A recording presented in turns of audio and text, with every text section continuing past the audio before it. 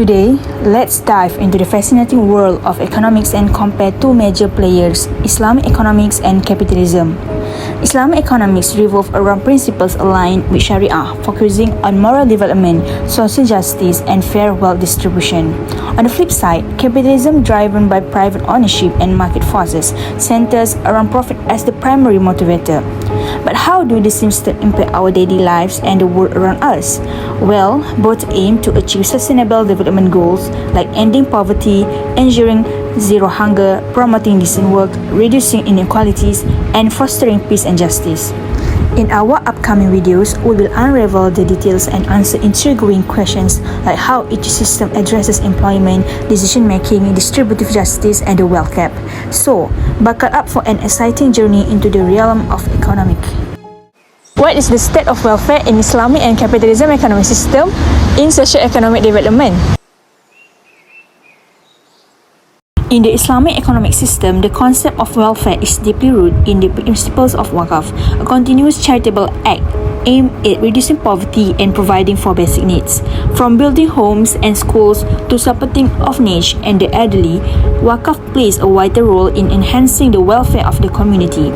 Additionally, zakah and sadaqah further contribute to solving issues like poverty, unemployment, and income inequality.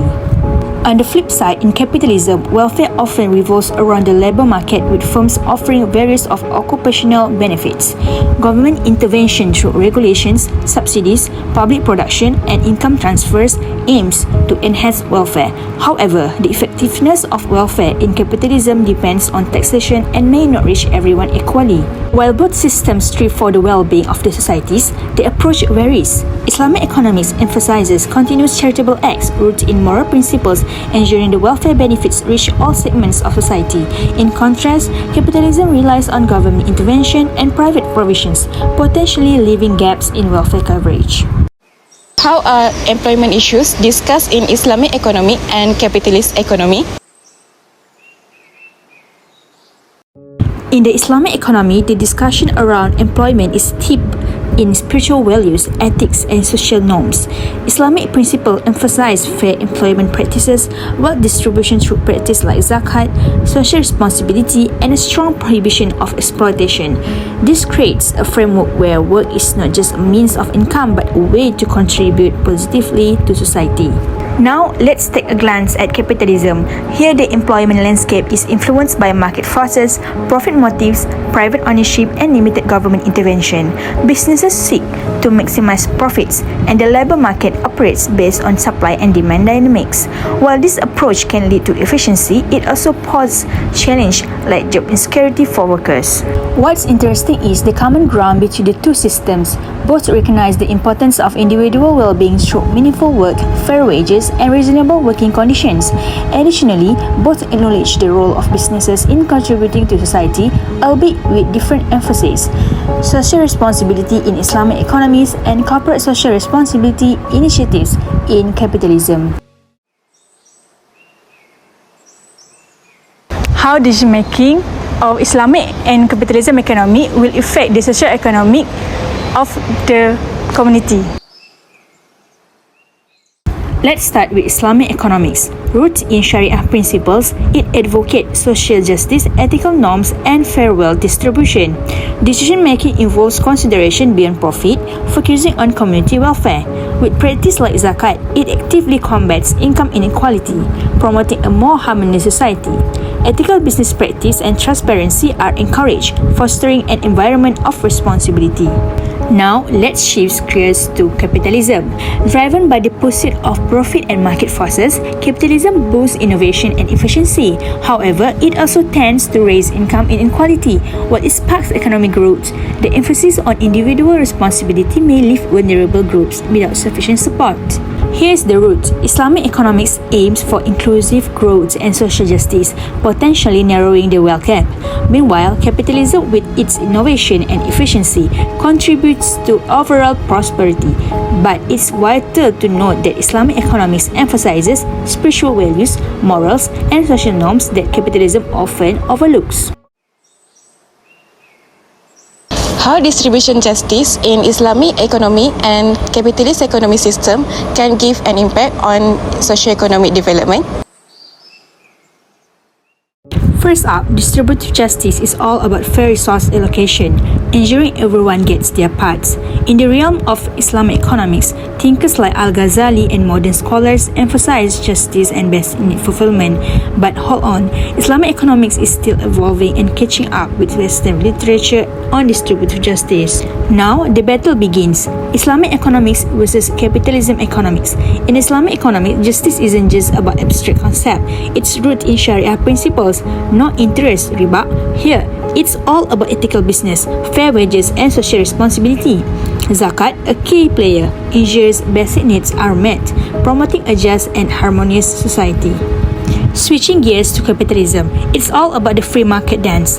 Laissez-faire, capitalism thrives on market forces for resource distribution, but beware, it often leads to income inequality as the market decides to fend off individuals. Now, let's talk about property. In capitalism, it's all about individual property rights, promoting innovation and wealth creation. But watch out, concentrate wealth might lead to unequal opportunities. Islamic economics believes in wealth circulation, avoiding hoarding, and encouraging charity.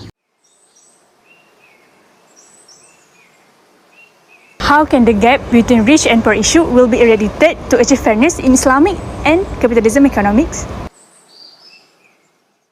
In the Islamic economy, it's not just about making money, it's about community care. Zakat, the game changer. Rich or poor, everyone contributes a portion to uplift society. Zakat, wakaf and sadaqah, these are not just terms. They are powerful tools to tackle inequality and systematic challenges. It's a symphony of giving, creating a ripple effect for societal well-being. Now, let's shift gears to the capitalist world. Here, the main focus often leans towards self-interest and trade. But it's not all roses. Income inequality can widen the gap between the haves and have-nots. What is capitalism's fate? Market forces decide. But it might not always lead to a harmonious society. Next on the agenda, reduce inequality. Invest in education, healthcare, and housing. Remember, it's not just about money, it's about ensuring everyone has access to essential services.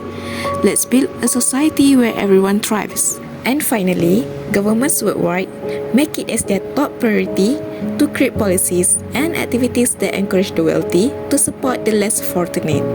It's time to reshape the narrative and pave the way for shared prosperity. How can Islamic economic and capitalist economic system affect the ethics of dealing with daily economic transaction activities? In Islamic economics, it's all about fairness, social responsibility, and steering clear of anything exploitative. Take interest or riba, for instance, is a big no in Islamic finance. Instead, transactions rule with alternatives like cost-plus financing and profit sharing or murabaha. This fosters a culture of financial morality, pushing individuals towards ethical choices. In the capitalist corner, it's a different game. Interest is the origin of the game, as capitalism thrives on economic freedom and profit maximization. But it can stir up questions about environmental ethics, labor conditions, and the rich-poor gap. As consumers, our choices might even lead to increased personal debt. What about uncertainty, horror, and speculative gambling, maisir? In the Islamic realm, these are highly prohibited. It's all about mutual concern, transparency, and steering clear of excessive risks.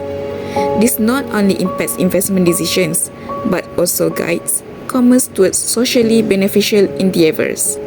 In the capitalist arena, horror and maisir are not explicitly restricted.